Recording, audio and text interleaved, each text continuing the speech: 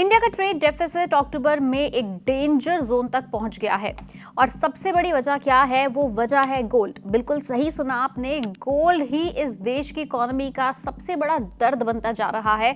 आइए जानते हैं कैसे। तो दरअसल इंडिया का ट्रेड डेफिसिट अक्टूबर में अपने हाईएस्ट लेवल पर पहुंच गया और सबसे बड़ी वजह गोल्ड इंपोर्ट्स का तेजी से बढ़ना है।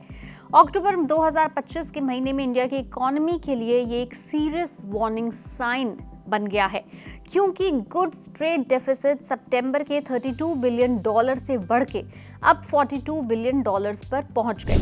एनालिस्ट्स का कहना है कि अगर ये ट्रेंड ऐसे ही रहा तो आने वाले कुछ महीनों में इकोनॉमिक प्रेशर और भी बढ़ सकता है।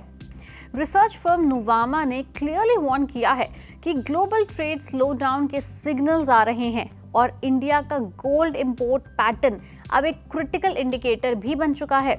अगर दोनों फैक्टर्स वीक रहे तो ट्रेड डेफिसिट और ज्यादा वाइडन हो सकता है। बता दें कि अक्टूबर में gold imports 199% year on year jump कर गए। पिछले साल $4.32 बिलियन से सीधे $14.7 बिलियन तक पहुंच गए, which is actually a drastic move. सिर्फ एक महीने का इशू नहीं है, पिछले 3 महीनों से गोल्ड डेफिसिट 3 गुना वाइडन हो चुका है, $17 बिलियन तक पहुंच गया है। इस सर्ज की वजह ग्लोबल गोल्ड प्राइसेस का हाई लेवल, फेस्टिव और ज्वेलरी डिमांड की तेजी और इंपोर्ट लेड बाइंग प्रेशर भी है। दिल्ली में गोल्ड प्राइसेस अभी भी लगभग 1.29 लाख रुपीस पर 10 ग्राम तक चल रहे हैं। गोल्ड के साथ साथ दूसरी तरफ एक और बहुत बड़ी कमोडिटी है जिसके अंदर और ट्रेड डेफिसिट बढ़ रहा है, वो है ऑयल डेफिसिट। ये बढ़कर $11 बिलियन तक पहुंच गया। अगर ऑयल और गोल्ड को कैलकुलेशन से हटा दिया जाए, जिसे कोर डेफिसिट कहा जाता है, तो वो भी सितंबर के $13 बिलियन से बढ़ के अक्टूबर में लगभग $14 बिलियन तक पहुंच गए। यानी ऑलमोस्ट हर तरफ से प्रेशर बिल्ड हो रहा है। अक्टूबर में मर्चेंडाइज एक्सपोर्ट्स भी काफी वीक रहे। एक्सपोर्ट्स 11.8% ईयर ऑन ईयर गिर के $38.9 बिलियन से $34.4 बिलियन तक पहुंच गए। इसी पीरियड में इंपोर्ट्स बढ़ के $65.2 बिलियन से $76.1 बिलियन तक चढ़ गए। इंपोर्ट्स का बढ़ना और एक्सपोर्ट्स का गिरना ट्रेड डेफिसिट को और एक्सेलरेट कर रहा है।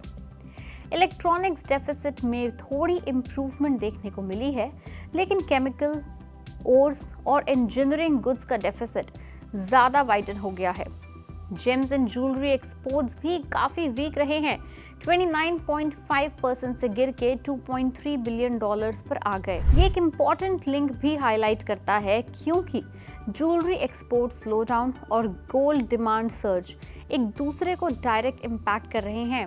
नुवामा रिसर्च का ये भी कहना है कि ग्लोबल ट्रेड स्लो डाउन के क्लियर सिग्नल्स मिल रहे हैं और साथ ही गोल्ड इंपोर्ट हाई लेवल पर बने हुए हैं, जो कि इंडिया के एक्सटर्नल बैलेंसेस पर एडेड प्रेशर क्रिएट कर रहे हैं। इंडिया दुनिया का सेकंड लार्जेस्ट गोल्ड कंज्यूमर है, इसलिए ज्वेलरी इंडस्ट्री की स्ट्रॉन्ग डिमांड इस ट्रेंड को एक्सेलरेट भी कर रही है। अक्टूबर का बढ़ता ट्रेड डेफिसिट अब एक मेजर कंसर्न बन चुका है देश के लिए। गोल्ड इंपोर्ट्स, ऑयल डेफिसिट और एक्सपोर्ट कॉन्ट्रैक्शन साथ मिलकर एक tough macro economic environment create कर रहे हैं।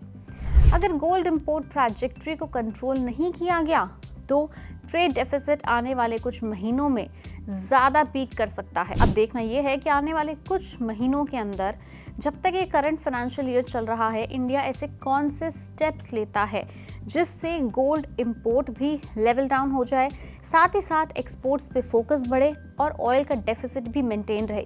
क्योंकि अगर ये तीनों ही अलग डायरेक्शन में जाएंगे तो डेफिनेटली वो इस करंट फाइनेंशियल ईयर के एंडिंग तक बहुत पॉजिटिव सिग्नल नहीं देगा और इसका डायरेक्ट असर पड़ता है स्टॉक मार्केट पे भी।